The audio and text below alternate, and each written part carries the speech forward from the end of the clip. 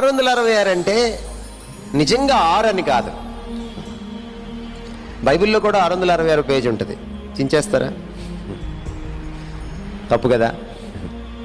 మీ జీవితంలో కూడా 666 రోజు ఉంటుంది. తీసేస్తారా?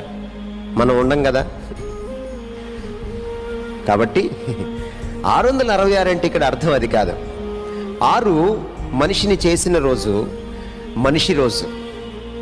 3 పరిపూర్ణతకి గుర్తు. ఇది హెబ్రీ సంస్కృతిలో, హెబ్రీ భావజాలంతో రాసినది అని మనం అర్థం చేసుకోవాలి.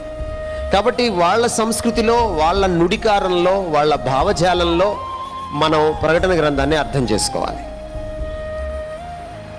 మనిషి దేవుడికి వ్యతిరేకంగా చేసే తిరుగుబాటు పరిపూర్ణమైనప్పుడు, పరాకాష్ఠకు చేరుకున్నప్పుడు దానికి సంకేతమే మృగం సంఖ్య.